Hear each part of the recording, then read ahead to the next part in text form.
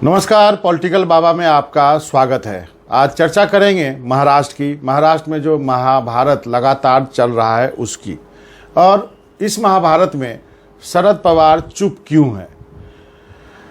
2019 में जब से अघाड़ी की सरकार बनी है तब से लेकर के अब तक शरद पवार इस सरकार को बचाने के लिए हमेशा आगे आते रहे। सबसे पहले सरकार भी उन्होंने ही बनाई और वैसे तीन पार्टियों को इकट्ठा किए जिसके बारे में पहले सोचा नहीं जा रहा था। शिवसेना और बीजेपी के बीच में 2.5 साल के मुख्यमंत्री का झगड़ा हुआ। पवार ने मौका देखा और शिवसेना, कांग्रेस और एनसीपी को इकट्ठा करके सरकार बना डाली।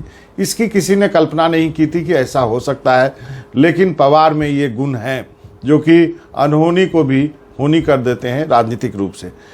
उसके बाद एक और क्राइसिस हुई उद्धव ठाकरे की सरकार की। एकाएक रात में नया मुख्यमंत्री शपथ लेता है, राज्यपाल शपथ ग्रहण करा देते हैं। अजीत पवार जो कि भतीजे हैं शरद पवार के, वो उप मुख्यमंत्री बन जाते हैं एनसीपी छोड़ करके। और उस क्राइसिस को भी 48 घंटे 72 घंटे के अंदर पवार ने सुलझा लिया और एक बार फिर से उद्धव ठाकरे की सरकार बन गई, बच गई, जैसा भी आप कहिए। लेकिन इस बार का संकट जो है काफ़ी गहरा है और उसको लेकर के अब सबकी निगाहें एक बार फिर शरद पवार पर है, क्योंकि सबको लगता है कि यदि कोई शख्स इस सरकार को बचा सकता है, अघाड़ी की सरकार को, तो वो शरद पवार है। लेकिन शरद पवार इस बार चुप है। वजह क्या है?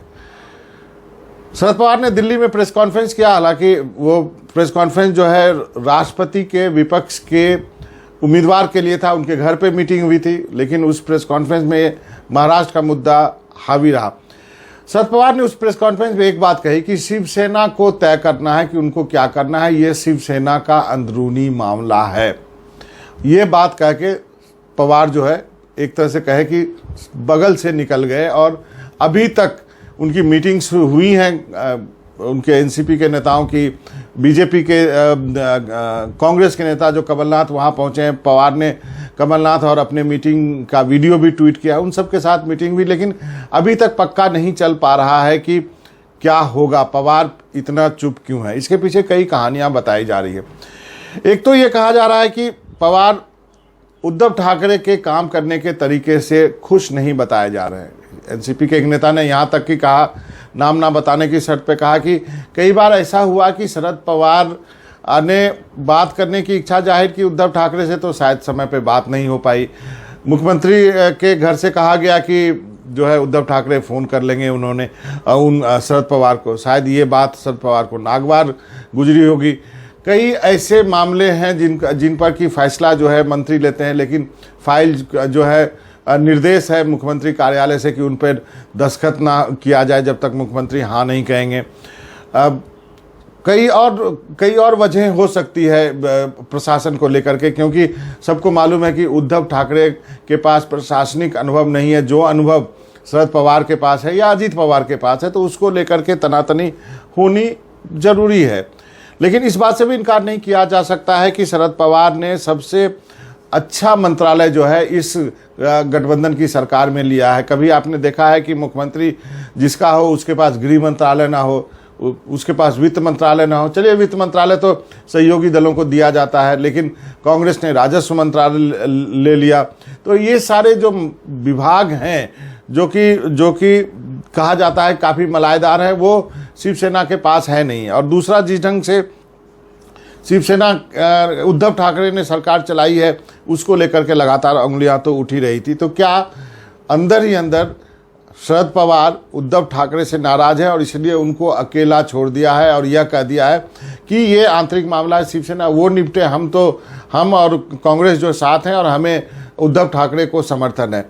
क्या ऐसा नहीं हो सकता था कि एकनाथ शिंदे को शरद पवार फ़ोन करके बात करते, उनसे और बाकी एमएलए से संपर्क करते? क्योंकि महाराष्ट्र की राजनीति में इतने लंबे समय तक रहने के बाद हर एक शख्स को शरद पवार अच्छी तरह जानते हैं और कोई उनके पहुंच से दूर नहीं हो सकता है। ऐसे में ये कहा जा रहा है कि क्या उन्होंने जानबूझ के ऐसा किया।